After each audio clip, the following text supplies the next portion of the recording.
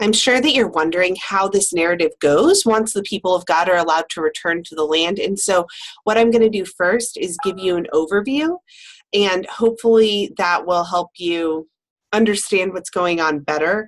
And then we'll go backwards and we'll fill in with more details. So in 538, we have a descendant of David named Sheshbazzar, which is an awesome name.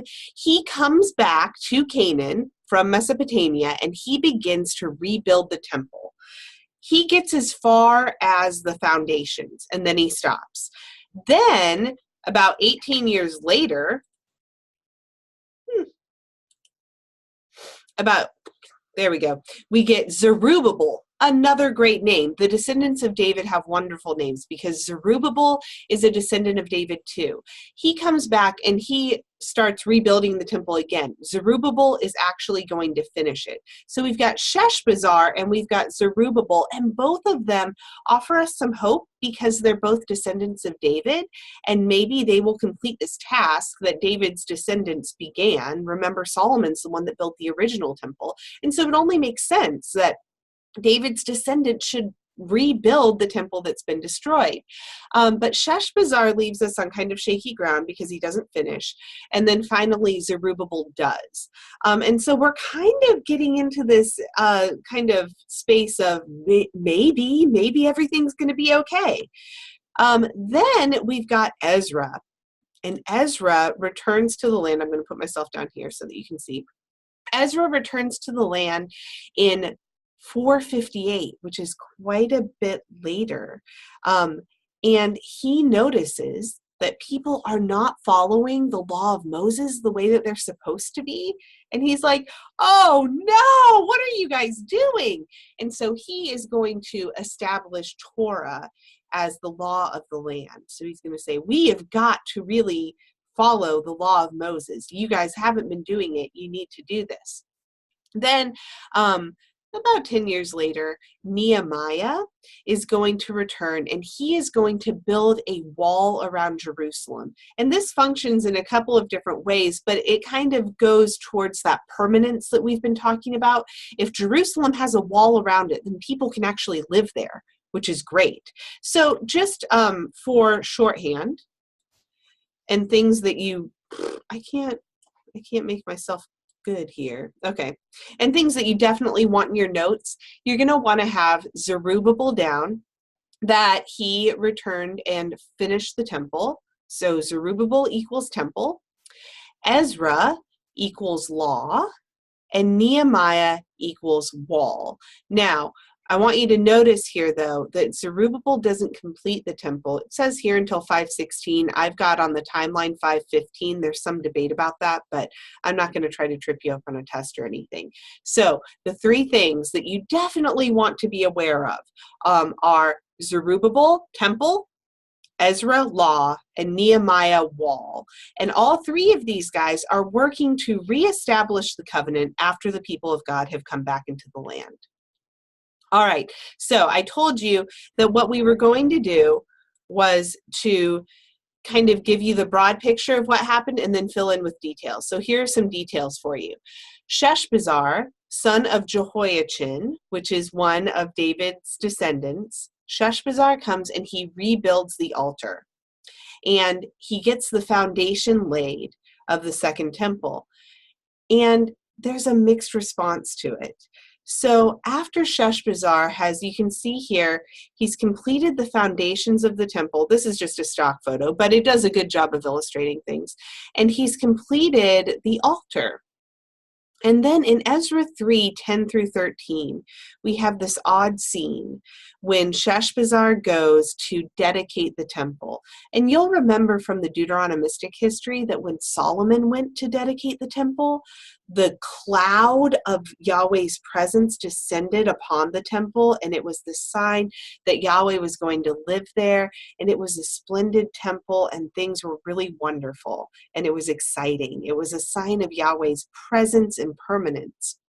Well, when Sheshbazzar goes to dedicate the temple, we don't have a replay of what happened with Solomon. Instead, if you read Ezra 3:10-13, and I encourage you to do that, what we find is that some of the people, maybe like this guy, the young people who haven't seen the first temple, they didn't see the temple that Solomon built, they are excited. They're like your millennials or something. They're like, yeah, this is the best day. Look at the temple. But the older folks who are there, they know that this temple is not up to the muster of what Solomon's temple was, that it's just not as good. And so you'll see old guys, like this guy here, laying flat out on the ground and weeping. And so we've got this really mixed response that kind of starts to complicate our narrative in Ezra chapter 3, even as early on as the laying of the foundations of the temple. Things are complicated. They've come back into the land. They've got Sheshbazzar there, who's a descendant of David, but something is not right, which is why you'll notice that at the very beginning of this presentation, I called this presentation Returned, but Still in Crisis. And so the people of God, even after they return to the land, are going to think of themselves as continuing to be in exile for a variety of different reasons, but this is the first hint that we have that not everything is as it should be. The people should be elated, and God's presence should come down and sit on the temple, but that's not what's happening. And some people are weeping, and some people are overjoyed, the young ones that don't know any better. But not everything is exactly right. So here I've zoomed in on it for you, and you can see kind of the mixed response of the rebuilding of the temple. And then for some reason, Sheshbazzar stops, and we don't get to know why. Zerubbabel comes several years later as another bright and shining star. Maybe, just maybe, we're going to get this right this time. And he starts to rebuild the temple. Now, he's actually going to finish it. Now, one of the things that happens in this narrative is that the Samaritans, this group of people, offer to help Zerubbabel rebuild the temple. And you're probably thinking to yourself, gosh, I've heard of Samaritans before, but it usually has to do with Operation Christmas Child or the story of the Good Samaritan. There are two things I want you to know about Samaritans. And those are these things. Let's see here. Number one, the Samaritans were people who had remained in the land after most of the Judeans had been taken out. So the Samaritans had stayed in the land. And they, because they had stayed in the land, they intermarried with people who were in the land. So they were they were Jewish people. They stayed in the land and they kind of intermarried, and so they became kind of more ethnically diverse. They weren't pure blood anymore. So they intermarried with other folks in the land. And then, let's see here. So because they intermarried, that makes them ethnically different from Ezra and the other people, or no, from Sheshbazzar and Zerubbabel and the other people who have come back to the land.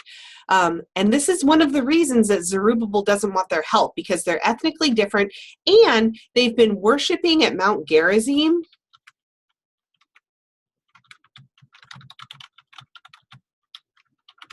So they've been worshiping at a different location than the location that you're supposed to worship at, which makes them religiously different as well. So two things to know about them. They are ethnically different and they're religiously different. And so when they approach Zerubbabel and they say, hey, we serve Yahweh as well, can we help you rebuild the temple? He's going to say, oh, heck no. Y'all are slimy halflings, which is rude, right? And you don't even worship the right way. So no, you can't help. I don't want anything to do with you.